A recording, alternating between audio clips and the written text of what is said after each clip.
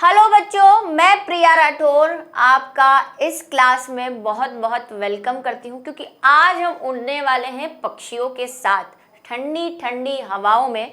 और आज का है L20 जो कि हम एनिमल किंगडम पढ़ रहे हैं।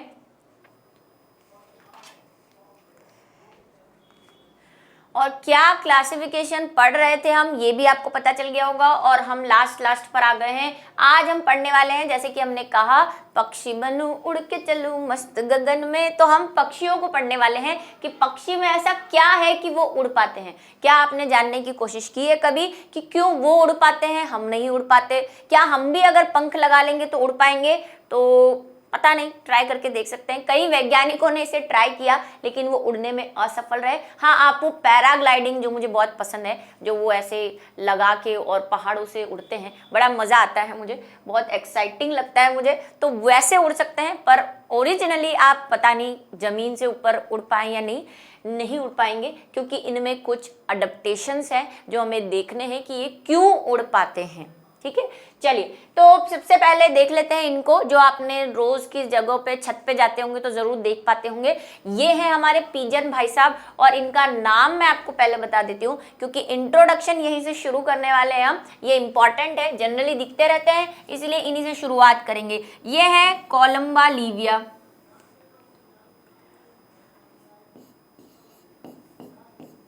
कई जगह इनको कोलुम्बा भी लिखा हुआ है, पर क्या है, हमारे जैसे मैम है, उन्होंने हमें कोलंबा ही प्रोनाउंस करना सिखाया तो हमने कोलंबा ही सीखा क्योंकि LU आता है। ठीक है, और कहीं अब नए टीचर कोलुम्बा भी पढ़ेंगे तो आप देख लेना, आपके हिसाब से स्पेलिंग बता देती हूँ। कोलंबा लिविया,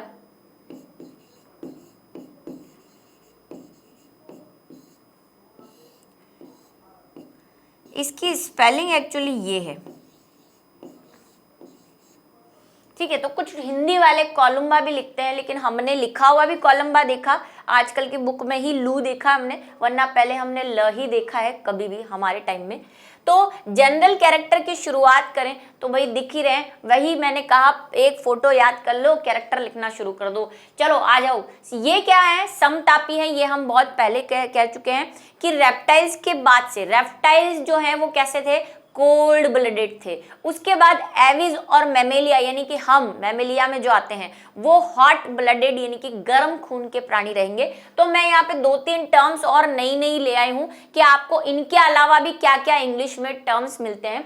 2 तो मैंने बताई थी, एक हमने उनको बोला था पोकिलोथर्मिक जो असमतापी होते हैं, और इनको बोला था होमोथर्मल या आइसोथर्मल। लेकिन उसके अलावा भी 1-2 टर्म है जो देख लेते हैं। ये समतापी, हिंदी में तो भाई समतापी है, इनको और स्टीनोथर्मल भी कहते हैं, साथ में एंडोथर्मल भी कहते हैं, होमो जो मैंने आपको बताया ही था, और आइसोथर्मल भी कहते हैं। तो ये 4-5 वर्ड आप कभी भी पढ़ें तो इस बात को ध्यान रखें। और हॉट ब्लडेड या वार्म ब्लडेड तो आपको बताया था कि ये कैसे हैं, गर्म खून के प्राणी हैं, खून इनका उबलता रहता है। ठीक है, चलिए, इनकी त्वचा पर कोमल परो यानी कि फेदर्स, जिसको हम पंख कहते हैं। देखो मैं आपको एक मस्त बात बताती हूँ, ये जो पर होते हैं ना, पर यानी कि जिसको हम इंग्लिश में फेदर्स बोलते हैं, और एक आपने सुना है विंग्स, जिसको हम बोलते हैं पंख। एक कंफ्यूजन आपका दूर करती हूँ, ये दोनों ही अलग अलग हैं। देखो फेदर्स जो होते हैं पर, या आप अगर आपके कहीं पक्षी वक्षी आसपास हो, चिड़िया विड़िया, तो छोटे छोटे फेदर्स उड़ के आ जाते हैं आपके, ऐसे ऐसे बहुत छोटे छोटे, है ना, वो फेदर्स होते हैं। और विंग्स हम इसके इस चीज को कहते हैं, ये जो इसका पूरा के पूरा पंख है ना, जिसकी हेल्प से ये उड़ता है, वो विंग्स है। उन विंग्स पे जो छोटे छोटी चीजें लगी हुई हैं, जो फेदर्स लगे हुए हैं, वो हमारे पर होते हैं, यानी फेदर्स होते हैं। ठीक है, बात समझ में आई? विंग्स तो पूरा विंग्स है, उसके ऊपर छोटे छोटे पंख जो ये लगे हुए हैं, जिसको हम पंख ही कहते हैं नॉर्मल लैंग्वेज में, लेकिन वो पर है। और ये पर बहुत टाइप के होते हैं, डाउन फेदर्स होते हैं, सॉफ्ट फेदर्स होते हैं, और है ना, विंग फेदर्स होते हैं, सब अलग अलग होते हैं। डाउन फेदर्स जैसे कि जो बॉडी को कवर करने के लिए, अगर आप किसी पक्षी को देखें तो उसकी पूरी बॉडी पर ही फेदर्स लगे होते हैं, तो अलग अलग टाइप के होते हैं, वो थोड़ा सा आप बाद में पढ़ेंगे। तो अलग अलग टाइप के फेदर्स होते हैं, और विंग्स पे भी फेदर्स होते हैं। ठीक है, ये बात आप समझ ले कि फेदर्स और विंग्स में डिफरेंस होता है। इनकी त्वचा पर कोमल कोमल जो आपको गिरे पड़े दिखेंगे नीचे फेदर्स होते हैं का आवरण तथा उड़ने के लिए अग्रपाद यानी फोर लिम्स। ये बात मैं पहले बता चुकी हूं कि हम हमारे हाथ और पैर बोलते हैं, साइंस की लैंग्वेज में हाथ और पैर जैसी कोई चीज नहीं होती। आगे वाले जो हैं वो फोर लिम्स हैं यानी अग्रपाद हैं, और नीचे वाले जो हमारे पैर है वो क्या होते हैं, हिंड लिम्स होते हैं। तो इनके जो फोर लिम्स है यानी आगे वाले जो पाद हैं वो किस में परिवर्तित हो चुके हैं, विंग्स में परिवर्तित हो चुके हैं, पंखों में परिवर्तित हो चुके हैं। फोर लिम्स का पंखों में रूपांतरण पक्षियों में दो महत्वपूर्ण लक्षण है। कौन से दो महत्वपूर्ण, एक तो फेदर्स का पाया जाना और दूसरा पंखों का पाया जाना। देखो यहाँ पे फेदर्स लिखा है और यहाँ पे फिर विंग्स लिखा है। ये मैंने आपको बता दिया कि क्यों लिखा है, और आप भी इस बात को ध्यान रखेंगे कि विंग्स और फेदर टोटली डिफरेंट। ठीक है, आ जाइए कबूतर जी। अच्छा, ये कबूतर के यहाँ पे कभी चोंच पे आपने एक संरचना देखी होगी वाइट वाइट, ये बहुत स्पेशल क्वालिटी है कबूतर की, है ना, पीजन की, इसीलिए ये पीजन है। पीजन की पहचान ये है कि ये पीजन है, कि इसके ये नाक पे सफ़ेद सफ़ेद सा होता है। और अच्छा, एक और चीज़ और जो मैं आपको बताती हूँ कि हमें कैसे पता चला कि रेप्टिलिया के बाद एविज आए, है ना। तो मैंने आपसे कहा कि कुछ कैरेक्टर्स हमको ऐसे मिलते हैं जो हमें ये बताते हैं कि रेप्टिलिया के बाद एविज आए या एविज के बाद मैमेलिया आए। तो अगर आप पक्षियों के पैरों पर देखेंगे, किसी के घर में तोता वोता हो तो देखें कि उनके पैरों पर है ना ऐसे शल्क होते हैं, और शल्क होना किसकी खासियत है, रेप्टाइल्स की। बॉडी पर शल्क होना वैसे तो पिसीज की भी है, तो हम ये कह सकते हैं पिसीज से रेप्टाइल्स बने होंगे क्योंकि रेप्टाइल्स में भी शल्क थे, और बचे कुचे शल्क हमें एविज में भी मिलते हैं। ये बताता है कि aves are more advanced than reptiles. ठीक है, रेप्टाइल्स क्या है, यही चीजें, यही छोटी छोटी चीजें ढूंढ के हम कनेक्ट करते हैं। और एक मैंने थोड़े दिन पहले आपको बताया था एक आर्कियोप्टेरिस जो आप सुन सकते हैं, ठीक है, कि आर्कियोप्टेरिस जो है वो एविज और रेप्टाइल्स के बीच की कनेक्टिव लिंक है। ये नीट में क्वेश्चन पूछा हुआ है, मैं यहां लिख देती हूं, आर्कियोप्टेरिस क्या है। ये आर्कियोप्टेरिस एक पक्षी ही बोल सकते हो, इसका फॉसिल मिला हुआ है हमें, है ना, इसका क्या मिला हुआ है हमें, फॉसिल मतलब प्रिंट मिला हुआ है जमीन के अंदर। मैंने शायद आपको बना के भी दिखाया था, अभी चलो बना के बता देती हूँ। ये क्या है, ये जो है, चलो नेक्स्ट उस पे ही ले लेते हैं, हम एक प्लेन चार्ट पे ले लेते हैं। देखो आर्कियोप्टेरिस है ना, ये सुन लो, अभी याद आ गया है तो फिर रह जाएगा। इसको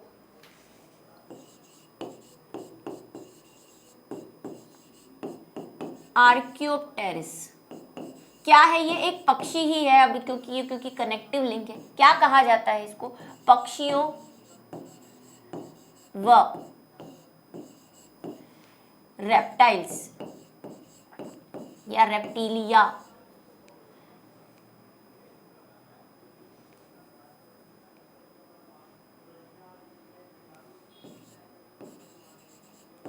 के बीच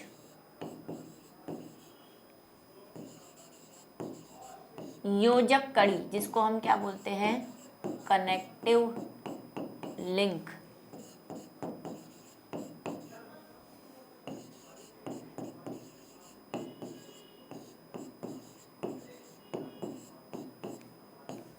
कहते हैं। ठीक है, क्या है, देखो इसका है ना कुछ कुछ संरचना तो पक्षियों जैसी है और कुछ कुछ संरचना इसकी रेप्टाइल्स जैसी है। जैसे अगर हम इसकी चोंच की बात करें तो इसकी चोंच होना इसको पक्षी बताता है। हमारे पास देखो, मैं आपको पक्षी नहीं बना रही, मैं उसका प्रिंट ही बना रही हूँ, क्योंकि वो हमारे पास फॉसिल है, चट्टान पे हमें उसका एक प्रिंट मिला हुआ है। आर्कियोप्टेरिस की हड्डियां मिली हुई है, और क्योंकि चोंच हड्डी होती है, एक तरह से बहुत ठोस होती है, तो वो भी मिली हुई है ना। तो ये आधा अधूरा ही आपको लगेगा ये कैसा पक्षी है, लेकिन वो ऐसे चपटा सा पक्षी है जिसके सारे चितड़े चितड़े उड़े हुए हैं। तो हमने भी ऐसा ही देखा है, आपको भी ऐसा ही देखोगे, गूगल पे सर्च करोगे तो भी। हाँ, एक इमेजिनरी जो है मॉड्यूल जरूर बनाया है साइंटिस्ट ने, मतलब इसको देख के उन्होंने क्ले से एक पक्षी का निर्माण किया है कि ऐसा दिखता होगा आर्कियोप्टेरिस। जब रेप्टाइल से पक्षी बने होंगे तो बीच में जब आर्कियोप्टेरिस बना होगा तो वो ऐसा दिखता होगा। वो हमारी लैब में भी था, लेकिन वो हाँ ऐसा बदसूरत सा ही था। तो ये तो चोंच होना, ये किसकी बात है? पक्षियों की। लेकिन पक्षियों में दांत नहीं होते, अभी हम पढ़ेंगे। इसमें दांत हैं आर्कियोप्टेरिस में। तो ये कुछ ऐसा है। फिर इसकी कुछ हड्डियां सी बता रखी है, उसमें ऐसे ये पंख बता रखे हैं, मैं सारा नहीं बना रही। फिर ऐसे कुछ टूटे हुए से ऐसे पैर यहाँ पे दिख रहे हैं। तो ये पैर जो है ये कैसे हैं? ये नॉर्मली पैर पक्षियों जैसे हैं, 3 वाले, इनमें क्लोज है। अब ये जो क्लोज है मतलब ये जो नाखून है यहाँ पे, ये इनके नाखून जो है वो पक्षियों जैसे नहीं थे, रेप्टाइल्स जैसे थे। प्लस इसके सारी बॉडी पर स्केल्स थे, जैसे कि किसके होते हैं? रेप्टाइल्स के होते हैं। प्लस इसमें क्या था? इसकी आंखें जो है नॉर्मली बर्ड्स जैसी नहीं थी, लेटरली नहीं थी, रेप्टाइल्स जैसी थी। प्लस उसके आगे हड्डियां, नॉर्मली पक्षियों की हड्डियां, अभी मैं आपको बताऊंगी कि पक्षियों की जो हड्डियां होती है ना वो खोखली होती है, ऐसे टनल लाइक होती है, मतलब नली जैसी होती है, बीच में खोखला। लेकिन इसकी हड्डियां कैसी थी? मजबूत थी और कैसी थी? मजबूत के साथ साथ कैसी थी? मतलब ठोस थी। तो इसमें बहुत से कैरेक्टर, पक्षियों में एक ओवरी होती है, मतलब जो अंडाशय होता है वो एक होता है, इसमें दोनों थे। तो ये दिखने में पक्षी जैसा था, लेकिन इसके कुछ कुछ कैरेक्टर जो थे वो रेप्टाइल्स जैसे थे, मतलब हमें जो उस प्रिंट से ऑब्जर्व हुए। इसीलिए आर्कियोप्टेरिस को जो है ये कहा गया कि ये क्या है? पक्षियों व रेप्टिलिया के बीच की कनेक्टिव लिंक है। ऐसे ही मैंने आपको ऑस्टियोक्थिस और कॉन्ड्रियोक्थिस के योजक कड़ी बनाई थी, काइमेरा या काइमीरा, ठीक है, वो भी आपको याद रखनी है। ये सब इंपॉर्टेंट क्वेश्चन है। ये भाई ऐसा ही टूटा सा ही मिला है, इसका पत्थर पे एक प्रिंट मिला है अजीब सा, बनाने में हमें 10 घंटे लग गए थे जब हमने इसको प्रैक्टिकल में किया था, ठीक है। तो ये ऐसा सा ही है, इसके फैदर से अगर कुछ हड्डियां हैं, कुछ पैर के निशान प्रिंट मिले हैं, है ना। चोंच से हमें पता चलता है चोंच में दांत, जबकि पक्षियों के चोंच में दांत नहीं होते। इसका जो स्टर्नम है, अभी बात करेंगे हम, स्टर्नम का मतलब हिंदी उरोस्थि, ठीक है, उरोस्थि अभी अब बात करेंगे। तो इसकी उरोस्थि कैसी थी? रेप्टाइल्स जैसी थी। उरोस्थि कैसी थी इसकी? रेप्टिलिया जैसी थी। अभी पक्षियों में कैसी होती है बताऊंगी अभी आपको, ठीक है। तो ये कुछ बेसिक कैरेक्टर हैं जो हमें बताते हैं। फेदर्स थे इसकी बॉडी पर जो पक्षियों जैसे थे, ठीक है। तो ऐसे बहुत सारे, विंग्स का होना, हड्डियों में ये नॉर्मली ये जो आपको शाखाएं दिख रही हैं, ये जो मतलब पंख के, अगर हम पक्षियों की पंख की हड्डियों की बात करें तो ऐसा डिजाइन नहीं होता उनका, ये रेप्टाइल्स के डिजाइन है, जैसे कि हम में होती है वर्टिबल कॉलम और उससे निकली हुई शाखाएं, ठीक है। मांसपेशियां इसमें, ये उड़ भी नहीं पाता होगा, ऐसा वैज्ञानिक मानते हैं कि शायद ये उतनी हाइट पे नहीं उड़ पाता जितनी हाइट पे आज के पक्षी उड़ पाते हैं।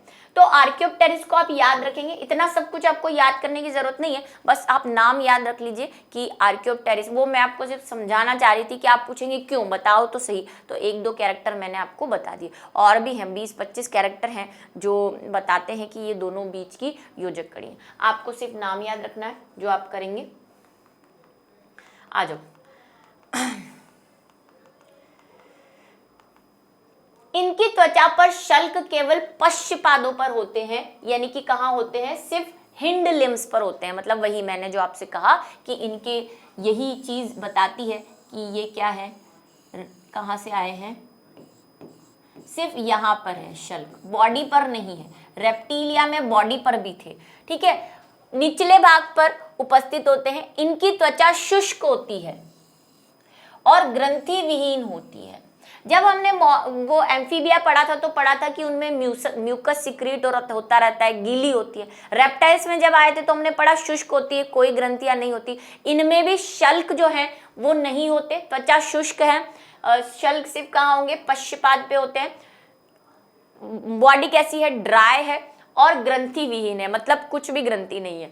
लेकिन पुच्छ पर, पुच्छ मतलब वही पूछ जो टेल है उस पे, उसको क्या कहते हैं? जिसे हम यूरोपाइजियम कहते हैं। पूंछ की जो हड्डी होती है या पूंछ का जो पोर्शन होता है उसको साइंस की लैंग्वेज में टेल नहीं कहते, उसको पाइजियम कहते हैं, वो भी सिर्फ पक्षियों की। अब आप रेप्टाइल को यूरोपाइजियम मत कह देना, पक्षियों की जो पूंछ होती है उसको यूरोपाइजियम कहते हैं। इसमें तेल ग्रंथियां होती है, मतलब ऐसी ग्रंथियां उपस्थित होती है जो निरंतर ऑयल का सिक्रीशन करती रहती है, जिसको प्रिन ग्रंथियां भी कहते हैं। ये ग्रंथियां तोते और ऑस्ट्रिच में अनुपस्थित होती है, ठीक है, सब में होती है, लेकिन तोता अगर आपके घर में है तो उसमें ऑयल ग्लैंड्स नहीं है, ना प्रिन है, ना ऑस्ट्रिच में है। ऑस्ट्रिच देखा है, बड़ा सा जो आता है ना, ऑस्ट्रिच अभी बताएंगे, पिक्चर बताएंगे, अब काफी बड़ा होता है। इसके पश्चात पेड़ों पर, भूमि पर बैठने या चलने या जल में तैरने के सहायक होते हैं। आपने देखा है कुछ पक्षी चलते हैं, उड़ते भी हैं, कुछ पानी में तैरते हैं, जैसे बतख है ना, तो उनके पैर थोड़े से डिफरेंट होंगे। उनके पैर आपने देखा होगा, अगर आपने अडेप्टेशंस पढ़े हैं कहीं, तो जो पानी में जो पक्षी रहते हैं उनकी ऐसे वेब बनी हुई रहती है ना, वेब, जाल सा बना होता है उंगलियों के बीच में, ताकि वो अच्छे से ऐसे फ्लैप लाइक होकर आराम से क्या कर सके, तैर सके। कुछ के तो पैर ही ऐसे होते हैं, ऐसे, जैसे डक है, ऐसे है ना, डक वगैरह के आपने देखे हो। तो ये सब उसके हिसाब से इनमें क्या है, अनुकूलन है, जैसी जगह पे ये रहते हैं उस हिसाब से इनके पैर है। पेंगुइन के आपने देखे होंगे, पैक पैक पैक, है ना। पेंगुइन एक सीरियल आता था कार्टून वाला, बड़ा मस्त आता था, मुझे बहुत अच्छा लगता था, अभी भी यूट्यूब पे अवेलेबल है, आप देख सकते हैं। उड़ने में सुविधा हेतु धारा रेखित, जैसा कि मछलियों में था, मछलियों को पानी काट के जाना था, इनको हवा काट के आगे जाना है, तो इनका शरीर भी कैसा है, धारा रेखित है, मतलब आगे से नुकीला है ना, नौकाकार जिसको कहते हैं, ऐसा शेप। आगे से इनकी चोंच होती है जो इनको क्या करती है, आगे जाने में मदद करती है। तो आगे से नुकीला है और पीछे से भी नुकीला है, बीच में से ब्रॉड है, पीछे पूंछ है ना नुकीली, तो नौकाकार शरीर जिसको धारा रेखित शरीर भी कहते हैं। सिर छोटा है इनका, ठीक है, गर्दन स्पष्ट है, देखा आपने अभी पिजन में। लचीली है, मतलब आपने देखा होगा वो ऐसे ऐसे ऐसे करता रहता है कबूतर, देखा है कभी, ऐसे ऐसे ऐसे गटर गटर गटर गटर, तो उसकी गर्दन जो है वो बहुत लचीली है। वो गाना सुना होगा आपने अभिषेक, मसक कली वाला, है ना। पूंछ भी बहुत छोटी होती है, किसी किसी में लंबी भी हो सकती है, जैसे आप मोर देखेंगे तो there will be a change, ठीक है। मोर भी इसी में है भाई, सारे पक्षी चाहे वो उड़ पाते हो चाहे वो ना उड़ पाते हो, सब इसी में आते हैं। क्यों नहीं उड़ पाते कुछ पक्षी, उसका रीजन ये कि जो जो आप कैरेक्टर अभी पढ़ रहे हैं इनके उड़ने के हेल्प में, वो चीजें उनमें प्रेजेंट नहीं है। जैसे अभी बताएंगे, इनके जबड़े दांत रहित होते हैं। जबड़े मतलब इन द सेंस इनके पास जबड़े तो क्या, चोंच है ना, तो यही मैंने अभी कहा ऑर्कियोप्टेरिस में कि उसकी चोंच में तो दांत थे, ठीक है। नॉर्मली पक्षियों के चोंच में दांत नहीं होते। कठोर हॉर्न के आवरण सहित चोंच या बीक होती है, ठीक है, उस पे आवरण होता है हॉर्न का, और यही इनका एक और कैरेक्टर है, उड़ने में सहायक। देखो हम क्यों नहीं उड़ पाते और ये क्यों उड़ पाते हैं, क्योंकि इनकी बॉडी बहुत लाइट है।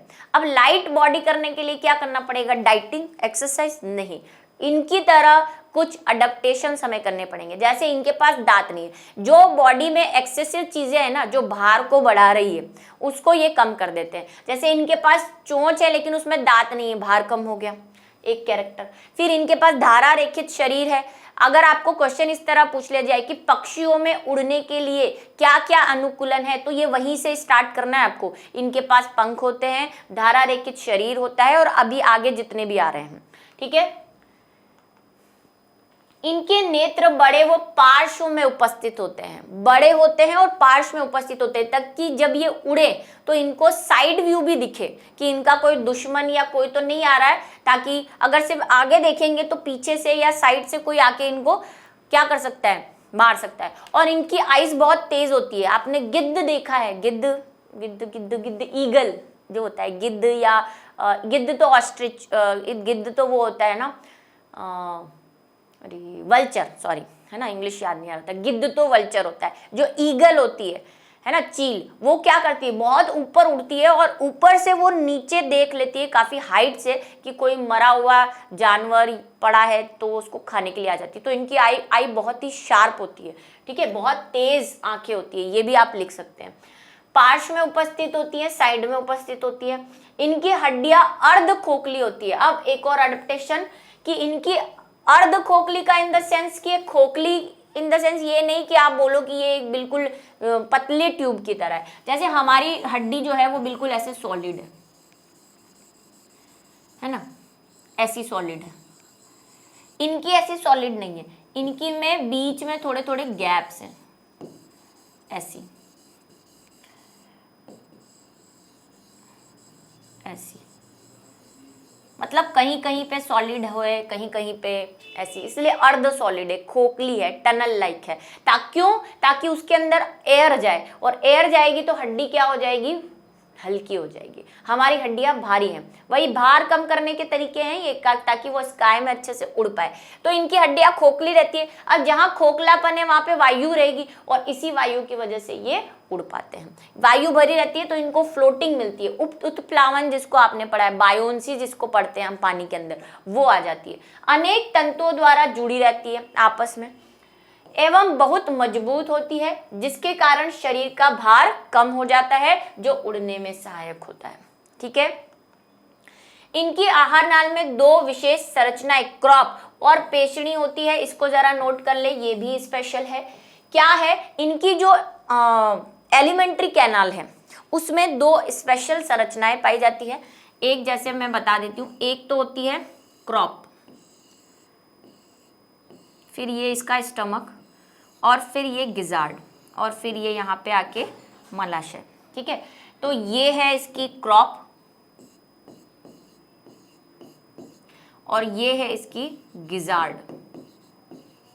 वहाँ पे हिंदी में लिखा हुआ है, इसलिए यहाँ पे इंग्लिश में लिख रही हूँ। ठीक है, क्रॉप और गिजार्ड क्या काम आती है, तो अलग अलग वैज्ञानिकों का अलग अलग मानना है। क्रॉप जो होती है और गिजार्ड जो होती है वो थिक लाइंड, ये इसका स्टमक है, पेट है ये इसका। क्रॉप और गिजार्ड थिक लाइनिंग मतलब मोटी झिल्ली वाली एक बैग समान संरचना होती है। क्रॉप में कुछ ऐसे एंजाइम सिक्रीट होते हैं जो, क्योंकि ये कैसा खाना खाते हैं, ये दाने खाते हैं, हार्ड चीजें खाते हैं ना, गेहूं चना कितनी हार्ड होती है, आपके तो दांत ही टूट जाए कुछ को खाते खाते। ठीक है, तो ये जो है ये यहाँ पे इतनी हार्ड चीजें खाती है, तो इनके कुछ ऐसे एंजाइम सिक्रीट होते हैं जो इन हार्ड चीजों को सॉफ्ट बनाते हैं। और कुछ का मानना ये है, जो हम बचपन से पढ़ते आ रहे हैं, आप भी पढ़ेंगे, कि इनकी गिजार्ड में, भाई यहाँ तो एंजाइम सिक्रीट होते हैं बहुत सारे, इधर इनकी गिजार्ड में और क्रॉप में जब ये दाना खाते हैं तो कुछ पत्थरों को भी खा जाते हैं, कंकड़ खा जाते हैं, ये स्टोन्स खा जाते हैं। स्टोन्स तो बहुत बड़ा वर्ड हो गया भाई, पेबल्स लिख देती हूँ मैं, है ना, पेबल्स खा जाते हैं ना, छोटे छोटे कंकड़ खा जाते हैं। क्यों, जब ये अनाज के दाने खाते हैं तो ये कंकड़ वहां पे पीसने का काम करते हैं, है ना, पिसाई होगी। जब इसमें क्या आएगा, गेहूं चावल आएगा, तो ये क्या करेंगे, उसकी पिसाई करेंगे, क्योंकि दांत नहीं है ना बेचारों के पास, दांत तो है नहीं, हमारे तो दांत पीस लेते हैं, इनका क्या होगा, ये तो निगलते हैं सीधे। तो ये एंजाइम, कुछ तो एंजाइम सिक्रीट होते हैं, दोनों बातें आप लिखेंगे, कुछ तो एंजाइम सिक्रीट होते हैं जो हार्ड यानी कठोर चीजों को, कठोर भोज्य पदार्थों को गलाते हैं, प्लस ये कई बार अपने खाने के साथ कंकड़ों को ग्रहण कर लेते हैं, जो क्रॉप और गिजार्ड में पड़े रहते हैं, जनरली क्रॉप में ही होते हैं, क्रॉप में पड़े रहते हैं, और क्या करते हैं, हार्ड या ठोस चीजों को पीसने का काम करते हैं, छोटे छोटे टुकड़ों में विभाजित करते हैं। एक और चीज जो पढ़ी है हमने, जो आपको भी लिखनी है, कि कई पक्षी, जैसे कि आपने चिड़िया को देखा होगा, वो क्या करती है, दाना चुग के लाती है और अपने बच्चे के मुंह में डालती है। कभी देखा हो, सौभाग्य मिला हो आपको ऐसे देखने का जीवन में।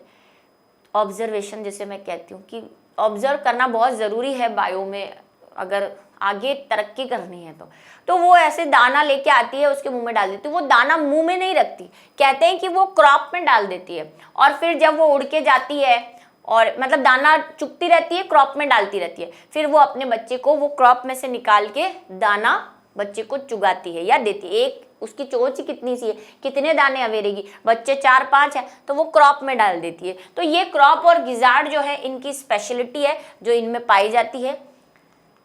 इसमें उड़ने का कोई लेना देना नहीं है, है ना, ठीक है, ये उसका खाने वाला अडेप्टेशन है।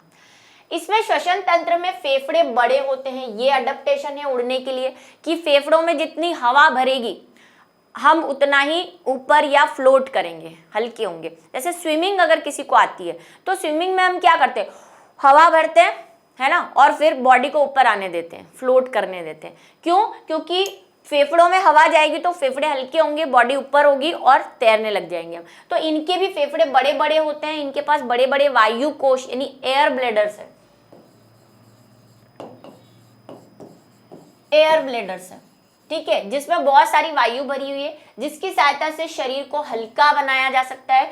इसमें डायफ्राम अनुपस्थित होता है, हम में डायफ्राम होता है ना। हमारी बॉडी जो है उसमें वक्ष, वक्ष का मतलब थॉरेक्स और एब्डोमेन के बीच एक डायफ्राम है, सबको पता होगा अगर 11th में आ गए हो तो, कि वो श्वसन में सहायक होता है और हमारे ऊपर वाले अंग और नीचे वाले अंगों को सेपरेट भी रखता है। तो इसमें डायफ्राम अनुपस्थित। एक और अडेप्टेशन, भाई डायफ्राम का कोई काम नहीं था तो इसने कहा हमें अलग रखने की जरूरत नहीं है, चल तू हमारा वजन खाली कर। वो ऐसा होता है ना कि जहाज डूबने वाला होता है तो हम क्या करते हैं, जहाज से फालतू के सामान निकाल निकाल के फेंकते हैं कि भाई जो हमारे काम का नहीं है उसको निकालो वरना जहाज डूब जाएगा। वैसी ही कहानी इनकी कि उड़ने के लिए इनको जो सही लगा इन्होंने वो चीजें गायब कर दी जो जरूरत नहीं लगी इनको। इनमें कर्ण पल्लव रहित बाहरी कर्ण उपस्थित होता है, मतलब होता तो है, छेद तो आपको दिखेगा, किसी में पंखों से ढका हुआ रहता है, किसी में दिखता है, पंखों इन द सेंस विच पर फेदर से, लेकिन कर्ण पट्टव नहीं है, मतलब ये चीज पिन्ना नहीं है इनके पास, ठीक है, पिन्ना इज एब्सेंट। बाहरी कर्ण है लेकिन पिन्ना नहीं है। नेक्स्ट है पक्षियों का हृदय 4 वक्षीय होता है। ये बात मैंने आपको बहुत पहले कह दी है कि सबके आप चैम्बर्ड याद रखेंगे कि फिश का 2 होता है, रेप्टाइल्स का 3 होता है, लेकिन क्रोकोडाइल उसका एक्सेप्शन है, और पक्षियों में 4 होता है और फिर मैमल्स में भी 4 होता है, ठीक है। उसके पहले एम्फीबिया जो हमने बात की थी उनमें 1 ही होता है। ये सब आपको याद रखना है, इस पे क्वेश्चंस बनते हैं। 2 अलिंद और 2 निलय। पक्षी वर्ग के सदस्य यूरिक अम्ल का उत्सर्जन करते हैं। देखो अभी तक यूरिया यूरिया यूरिया करते आ रहे थे, है ना। रेप्टाइल्स में भी कुछ होते हैं जो यूरिक अम्ल का सिक्रेशन करते हैं, मैक्सिमम यूरिया ही करते हैं, लेकिन पक्षी सारे यूरिक अम्ल का सिक्रेशन करते हैं। क्या है यूरिक अम्ल? यूरिक अम्ल जनरली ठोस अवस्था में रहता है। कभी पक्षियों की बीट देखिए व्हाइट ग्रीन कलर सी, है ना, ऑब्जर्वेशन, तो वो वैसी होती है, वो यूरिक अम्ल ठोस होता है, उसको पानी की जरूरत कम होती है यूरिक अम्ल को बाहर निकलने के लिए, ठीक है।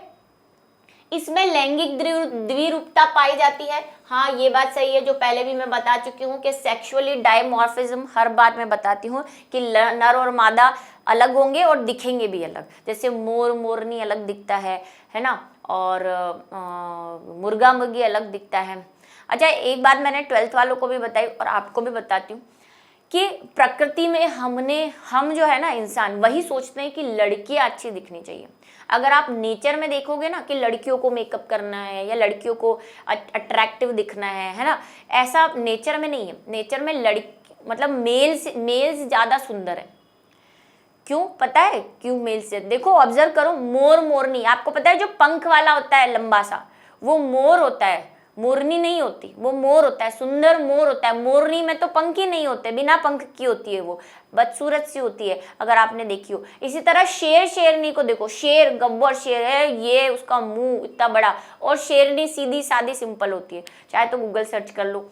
उसके बाद आप मुर्गा मुर्गी देखो, मुर्गा देखो कलगी लगा के मस्त तैयार हुआ और मुर्गी सिंपल सी होती है। क्यों? क्योंकि नेचर ने फीमेल्स को बच्चे पैदा करने की शक्ति दी हुई है ना, हमें वो चीज दी है कि हम कैपेबल है कि नर हमें रिझाए, इन द सेंस नेचर के वे में बात कर रही हूँ कि मेल्स को फीमेल्स को रिझाना है, इसीलिए मेल्स को सुंदर बनाया है प्रकृति में। फीमेल्स तो भाव ही नहीं देगी, चल तेरे को अगर अपनी जनरेशन आगे बढ़ानी है तो तू मेरे पीछे पड़, मुझे अपने रिझा अपने आप से। इसीलिए मोर नाचता है, मोरनी नहीं नाचती, ताकि वो मोरनी को रिझा सके, ठीक है। और भी देखो आप नाग नागिन, तो नाग कितना सुंदर होता है, उसके वो निशान बना हुआ होता है। नागिन तो पतली सी सिंपल सी होती है। ऐसे आप और भी देखोगे कि मैक्सिमम जो है नेचर में मेल्स ज्यादा सुंदर है, ये बात नोटिस करें। जिनको ये लगता हो कि जो लड़कियां भी सोचती हूँ कि नहीं मैं सुंदर क्यों नहीं हूँ या मैं ऐसी क्यों नहीं हूँ, मुझे सजना है संवरना है, तो नहीं, आपको ज़रूरत नहीं है। आपको प्रकृति ने ऐसा वरदान दिया है, उनको आपको रिझाने की ज़रूरत है, ठीक है। नेचर में ऐसा है। निषेचन आंतरिक होता है। मतलब वही कि नर व मादा में संबंध स्थापित होगा, फिजिकल रिलेशनशिप होगा, नर अपने स्पर्म मादा के जो भी है यूट्रस है या योनि है वहां पे ट्रांसफर कर देगा। ठीक है, पक्षियों में जनन छिद्र व गुदा छिद्र एक ही होता है। ये हम वहां से भी पढ़कर आए हुए हैं एम्फीबिया से कि जनन के लिए और मल स्त्रावित करने के लिए दोनों छिद्र एक जैसे होते हैं। इनमें पैतृक संरक्षण का गुण होता है, अभी मैंने कहा एम्फीबिया में भी था और यहाँ पे भी था पेरेंटल केयर, कि सारे पक्षी अंडे देते हैं, उस पे फिर बैठते हैं, हैचिंग करते हैं और जब तक उनके बच्चे उड़ने लायक नहीं हो जाते उनको खाना ला कर खिलाते रहते हैं। ठीक है, आ जाओ बात कोलंबा लिविया का नाम बता दिया। ये है ऑस्ट्रिच, जिसका आपने सुना है कि सिंगल सेल, सबसे बड़ी सिंगल सेल या एक कोशिका जो है वो ऑस्ट्रिच का एग है जो काफी बड़ा होता है। ये वही ऑस्ट्रिच है जिसको हिंदी में शतुरमुर्ग कहते हैं, उस टाइम मुझे याद नहीं आ रहा था। तो ऑस्ट्रिच है, इसका साइंटिफिक नेम मैं आपको बता देती हूँ, यहाँ पे इंग्लिश वाला लिख देती हूँ ऑस्ट्रिच, हिंदी वाला तो आपको बोल देती हूँ मैं शतुरमुर्ग। ठीक है, ये है इसका साइंटिफिक नेम स्ट्रियो। देखो सबके साइंटिफिक नेम आपको याद नहीं करने, पर मुझे जो लगते हैं कि नहीं आपको याद होने चाहिए अगर आप बायो ले रहे हैं तो मैं आपको बता देती हूँ, है ना, लिख देती हूँ जैसे हमेशा लिखती आ रही हूँ।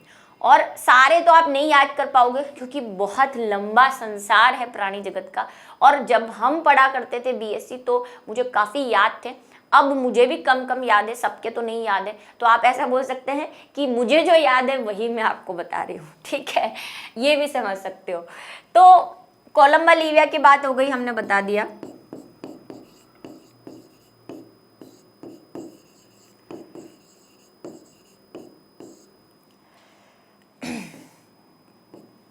पीजन जिसको कहते हैं, ये है पेंगुइन भाई साहब। ये क्यों नहीं उड़ पाते बता देती हूँ मैं, क्योंकि इनकी हड्डियां ठोस हैं।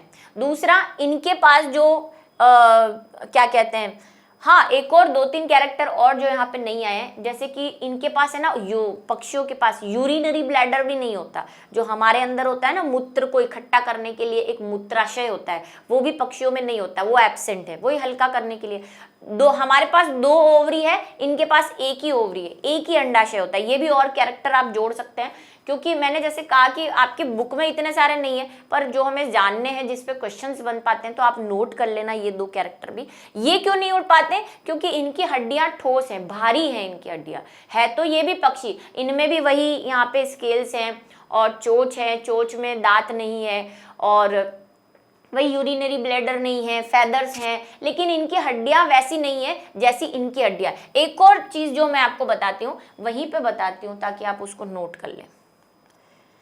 इंटरेस्टिंग फैक्ट बता देती हूँ, देखो यहाँ पे नोट कर लो। 2 तो मैंने आपको बता दिए, एक और आप लिख लो कि इनका जो उरोस्थी होती है, मतलब स्टर्नम होता है। स्टर्नम समझे आप?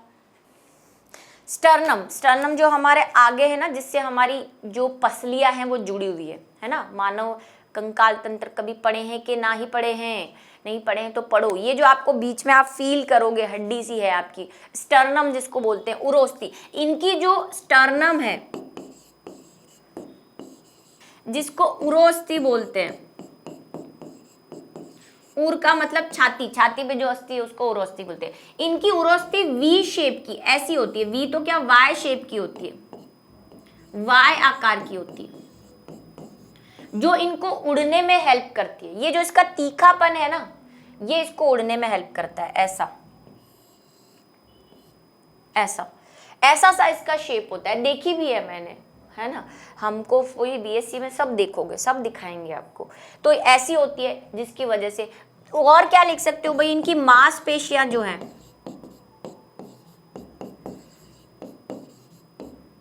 ये लिखते जाओ बेटा, मांसपेशियां जो है वो बहुत मजबूत होती है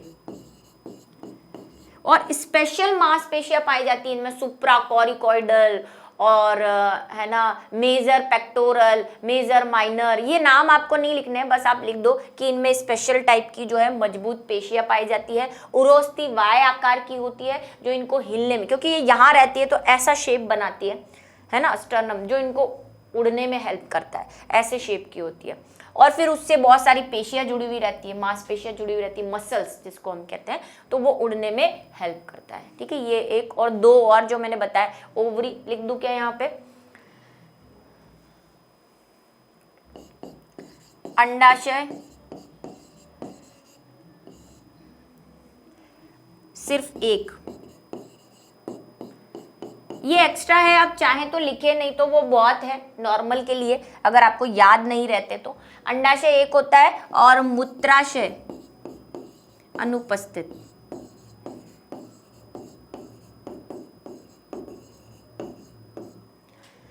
चलिए अब बात करते हैं हम आगे की, जो हम बात कर रहे थे, यानी कि पेंगुइन की।